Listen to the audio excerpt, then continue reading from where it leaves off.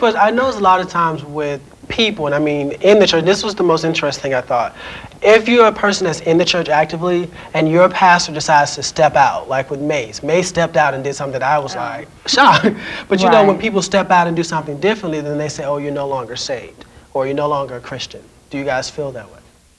I don't necessarily feel that way. But you create, because of the way we perceive the Bible as a Christian, from a Christian perspective, if you start out praising God and doing all these things and you're supposed to be living by the Bible, it's kind of hypocritical to step out and start doing R&B, so to speak.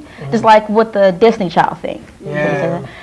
You know, I don't feel comfortable with someone singing R&B and blues, and then you're going to go back and tell me about how to read the Bible. To me, it's like contradicting to me. But just because she sings about R&B, does that mean that, you know, a Christian cannot listen to R&B because, you know, they buy it? I don't think it's so many rules. Right. It's just too many rules. It's too many rules, too many people judging. We say God is the judge, and let it be that. Exactly. Let's not look upon other people's successes or their lives into the mainstream. We have to remember, these preachers, these top dollar preachers, Bishop and Creflo Dollar, hey, they're ballers. And they will tell you they're riding good and stuff. So let's not get it confused with people who decide to, hey, you know what, I'm gonna do both things. I wanna write inspirational songs and do that, and also I wanna make a career out of something.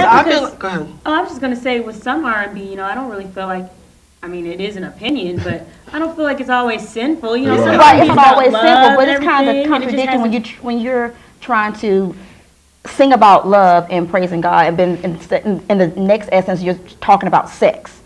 You know, but I mean, if you're talking about sex, I mean, sex is supposed to be something that you share with someone you love in marriage, and it's not a sinful thing. People make it a sinful thing, I guess, you know, in certain ways, but sex is not sinful. Like, to talk about sex and you're talking about a committed relationship, and maybe you're married and all that, that's not. But it depends on how you're talking about sex when you're singing music. Now, you can talk about sex and talk about loving and being committed to your spouse, and then you can also talk about sex in a ways of misusing sex.